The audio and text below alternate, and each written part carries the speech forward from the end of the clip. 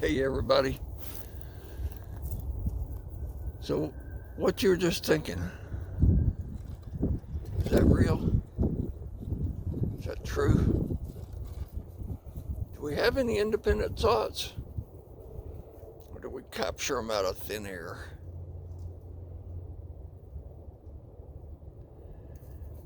What about free will?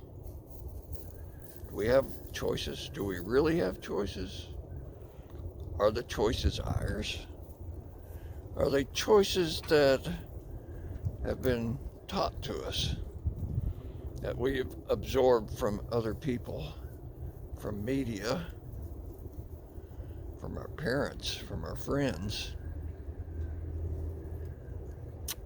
I'm inclined to think that we have some free will, but it's less than what we imagine.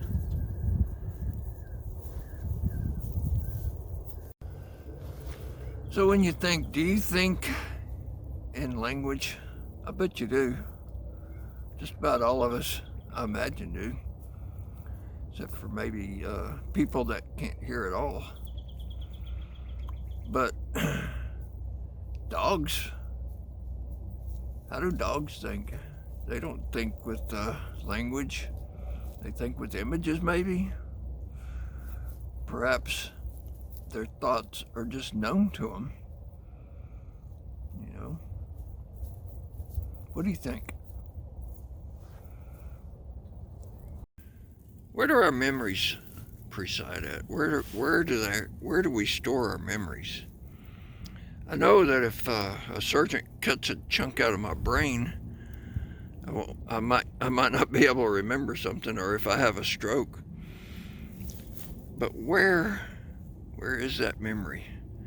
Did they cut a chunk out of your brain and throw it away? Did they really throw away a memory? Or did they throw away the ability to recall that memory? What do you think? What's true? I wouldn't trust anything on the news. Can you trust your friends? Well, they might have good intentions, but where did they get their information from? Can you trust science?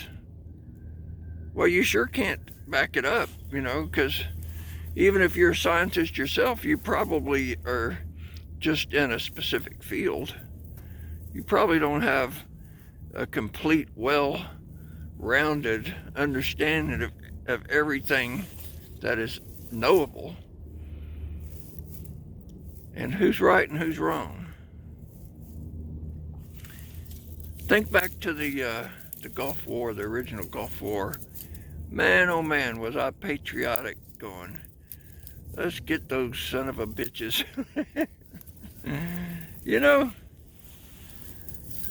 Were we right? Were they wrong? I hope so. I hope we were right. But from their point of view, we're the bad guys. We're only the good guys in our point of view. That goes with pretty much everything. How did we get here?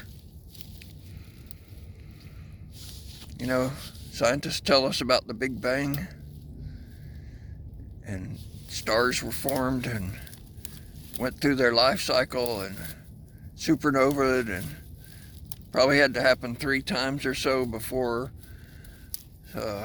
heavy metals were made, iron and stuff. The same iron that runs through your blood veins were made in a supernova.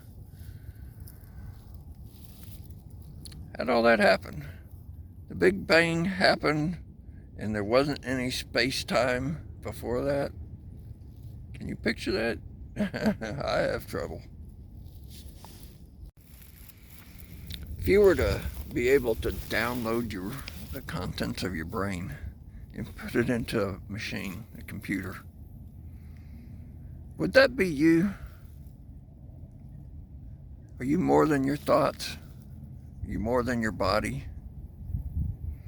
I think so.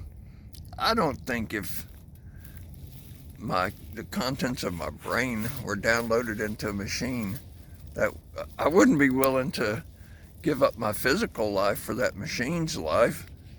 I don't think they would be the same thing. Do you? And if you don't, well, maybe you're a little more spiritual than you thought. Have you ever wondered where your thoughts come from?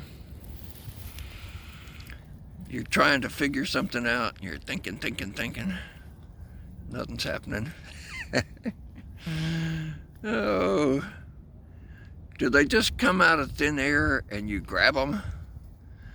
Or is the electromagnetic energy of your brain and the chemicals in your synapses causing you to discover the answer to your problem? What makes more sense? What makes more sense to you, right? Do you really see the world as it is? Do you experience the real reality? When you look at a flower and you see the colors on the flower, there's no color on the flower. The color's in your mind. Color is what they call a quanta. It only happens in your brain. You know, you see the color. The bee sees something quite different. A snake would see it differently. In fact, everything in the world, probably from human to human even, sees things differently. If I was to crawl into your brain, I probably wouldn't even recognize the world. I know you wouldn't recognize mine. How's that? Did evolution really make us, develop us to see the truth, see reality the way it really is? Or did we just develop enough little tricks to get us through? You know, science is saying maybe we just have a bunch of tricks. After all, how can we look at something that is empty space and see something solid there? I know. There's a little physical stuff there. You know, I think they say the whole universe, you could take out all the empty space and can compress it all to something about the size of a grain of rice, you know, during the Big Bang. So, pretty freaky. I think it's different. I think it's different from what it appears to be to us. And if you jump through a whole lot of hoops, you can get there from the Big Bang to here. But if you just jump through one hoop, you can get there a lot easier. That one hoop is that the universe is conscious. Yeah, it's a freaky thought. But if consciousness was in the very beginning, you don't have to have a whole lot of miracles to get here. But if you start with just physical reality, you have to hop through jump after jump after jump. Starting out with the Big Bang, and then the development of the star, and the development of the planet, and the development of the microbes, and the development of life, and all these things. And matter of fact, there's some theories about the perfect universe, the Goldilocks world, that they say that there's about 130 things that have to be tuned exactly right within a fraction of a fraction, or we wouldn't exist. Nothing would exist. And why is there something rather than nothing? Wouldn't it be a whole lot easier if nothing existed ever? There just wasn't anything? No, I think there's probably a plan. Our intuitions have always been wrong. We thought the world was flat. and it made all the sense in the world. You can look out towards the horizon and it pretty much looks flat. You know, you can see some curvature, but that's because you already know about it. All through our history, we've made these presumptions. We're the center of the universe. Everything was created for our benefit, and on and on. Don't trust your senses. Something else is going on.